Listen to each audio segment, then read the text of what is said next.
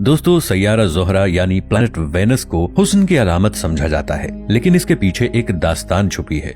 ऐसी दास्तान जो एक ऐसी कहानी का हिस्सा है जो सदियों पहले एक शहर में एक खूबसूरत औरत और दो फरिश्तों के उन वाकयात का हिस्सा है जो हमारे मुसलमान मुआशरे में भी कहीं इबरत की खातिर तो कहीं दिलचस्पी के लिए सुनाए और पढ़े जाते हैं। इस कहानी में एक निहायत खूबसूरत औरत पर दो फरिश्ते आशिक हो गए थे। उन फरिश्तों से इसमें आज़म सीखकर वो औरत आसमानों की तरफ गई और अल्लाह ने उस औरत को सैयारे वेनस में कैद कर लिया।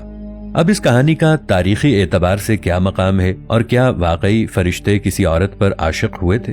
दोस्तों, वीडियो में आगे बढ़ने से पहले पाकिस्तान के इस सबसे बड़े साइंटिफिक चैनल इफ टीवी को सब्सक्राइब कर लें और साथ मौजूद बेल आइकॉन को प्रेस कर लें ताकि हमारी आने वाली वीडियोस आप तक बर वक्त पहुंचती रहें।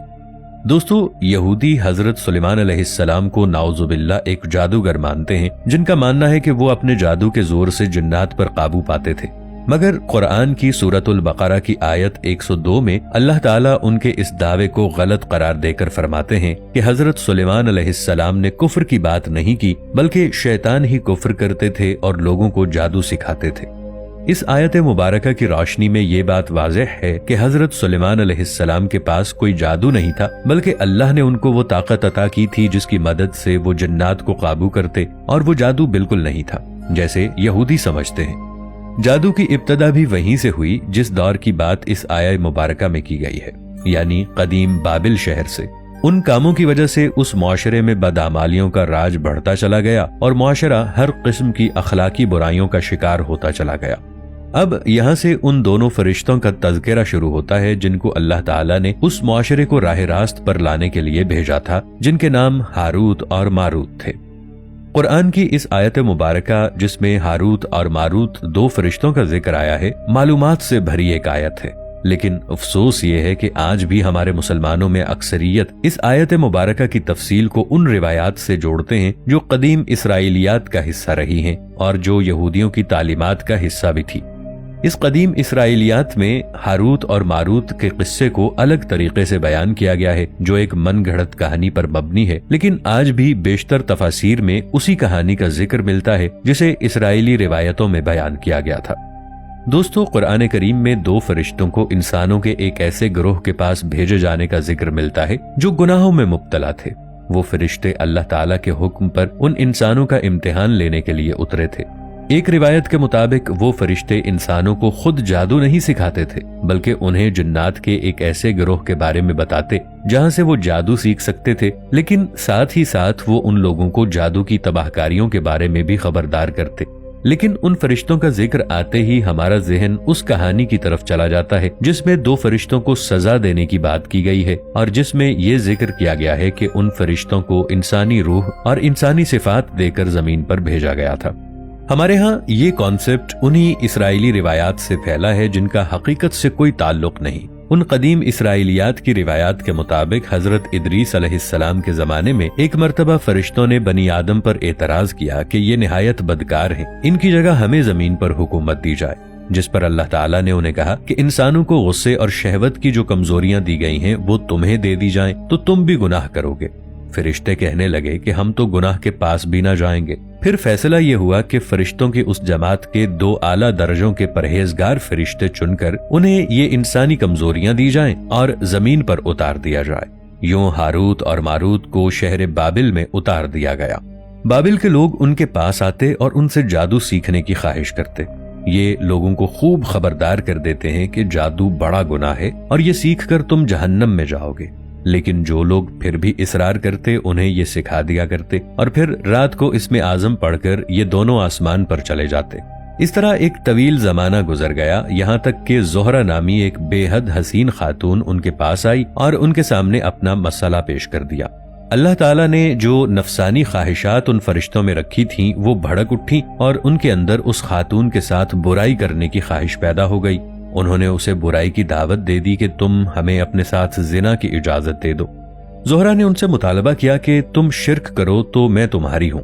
हारूत मारूत जानते थे कि शिर्क ऐसा गुनाह है कि इसकी मुआफी नहीं है, इसलिए उन्होंने इनकार कर दिया। अब ज़ोहरा ने शर्त पेश की कि एक बच्चा कत्ल करो तो मुझ पर तुम्हें इख्तियार है। हारूत मारूत इनकारी हो गए कि बेगुनाह को मारना बहुत बड़ा जुर्म है। آخر میں زہرا شراب لے آئی اور کہا یہ پی لو تو پھر جو تم کہو گے میں ویسا کروں گی۔ ہاروت ماروت نے سوچا کہ شراب پینا تو بڑا گناہ نہیں ہے، اس لیے وہ شراب پی گئے اور ہوش سے بیگانے ہو گئے۔ پھر زہرا نے بدکاری کے بدلے ان سے اپنے بت کو سجدہ بھی کروا دیا اور ایک بچے کو قتل بھی کروا دیا۔ ان دونوں فرشتوں سے حالت مدہوشی میں زہرا نے دریافت کیا کہ یہ جو تم پل بھر میں آسمانوں میں غائب ہو جاتے ہو اور پل بھر میں واپس آ جاتے ہو تو یہ کیسے ممکن ہوتا ہے؟ انہوں نے بتایا کہ ہمارے پاس اسم اعظم ہے۔ تو اس خاتون نے ان سے وہ اسم اعظم سیکھنے کی فرمائش کی۔ وہ اسم اعظم پڑھ کر آسمان پر چلی گئی تو اللہ نے اسے مسخ فرما دیا اور اس کی روح کو زہرا نامی سیارے پر قید کر دیا، اور کہا جاتا ہے کہ یہی وہ وجہ ہے کہ تمام سیاروں میں اس سیارے کو حسن کی علامت مانا جاتا ہے، کیونکہ اس کہانی کے مطابق سیارہ وینس پر آج بھی زہرا کی روح قید ہے۔ قرآن میں البتہ ہاروت اور ماروت کا ذکر ملتا ہے، جنہیں اللہ نے بابل کے لوگوں کا امتحان لینے بھیجا تھا، اور وہیں سے جادو کی ابتدا بھی ہوئی تھی، جن کے بارے میں ان فرشتوں نے لوگوں کو بتایا تھا۔ لیکن اس کے علاوہ زہرا نامی خاتون کی کہانی درست نہیں ہے، اور بحیثیت مسلمان ہمیں اس کہانی پر یقین نہیں رکھنا چاہیے۔ ان تمام باتوں کا ذکر قرآن میں کہیں نہیں، اور نہ ہی کسی حدیث پاک صلی اللہ علیہ وآلہ وسلم میں اس کا ذکر آیا ہے۔ لیکن یہ ایک حقیقت ہے کہ آج کے دور میں جتنا بھی جادو ٹونا موجود ہے، اس کی ابتدا قدیم بابل شہر سے ہی ہوئی تھی، اور یہ فتنہ آج بھی ہمارے ارد گرد ایسے ہی موجود ہے جیسے اس وقت موجود تھا۔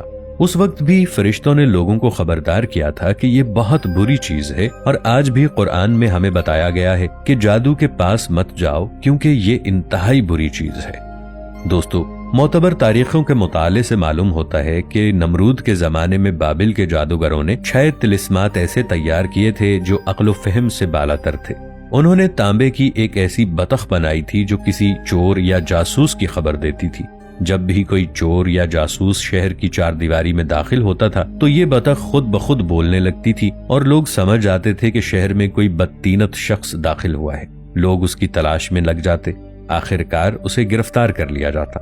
دوسرا طلسم ایک عجیب نقارہ تھا۔ اس کی خصوصیت یہ تھی کہ اگر کسی شخص کا مال یا کوئی اور شے گم ہو جاتی تو وہ شخص نقارہ بجاتا تھا تو اس سے آواز آتی تھی کہ تمہاری گمشدہ شے فلاں جگہ یا فلاں شخص کے پاس ہے۔ تیسرا طلسم ایک حوض تھا۔ جب لوگ کسی جشن کے موقع پر اس حوض پر جمع ہوتے تو مختلف قسم کے شربت اس میں ڈال دیتے تھے، اور جس وقت ان کو ضرورت ہوتی ان کا پسندیدہ مشروب انہیں مل جاتا۔ چوتھا طلسم ایک آئینہ تھا، اور جب کوئی شخص غائب ہو جاتا یا گم ہو جاتا تو اس کے عزیز و اقارب آئینے کے سامنے جا کر سوال کرتے، اور آئینے میں نظر آ جاتا کہ وہ شخص کہاں ہے اور کس حال میں ہے۔ پانچواں طلسم پانی کا ایک تالاب تھا جو لوگوں کے متنازع مسائل حل کرتا۔ مثلا اگر 2 افراد کسی ایک چیز کے دعوے دار ہوتے تو دونوں کو اس تالاب میں اتار دیا جاتا۔ جو حق پر ہوتا تھا تالاب کا پانی اس کی ناف تک آتا تھا، اور جو غلط ہوتا تھا وہ اس تالاب میں ڈوب جاتا تھا۔ چھٹا طلسم ایک درخت تھا جو نمرود کے محل کے دروازے کے سامنے لگایا گیا تھا، جس کا سایہ آدمیوں کی تعداد کے مطابق گھٹتا اور بڑھتا رہتا تھا۔ یہ تمام طلسمات نمرود کے دارالحکومت بابل میں موجود تھے۔ دوستو، ویڈیو اچھی لگنے کی صورت میں اسے لائک اور شیئر ضرور کیجیے گا۔ چینل کو سبسکرائب کر لیجئے۔ ملیں گے اگلی ویڈیو کے ساتھ، تب تک کے لیے طاہر عبید چودھری کو دیجئے اجازت۔ اللہ نگہبان۔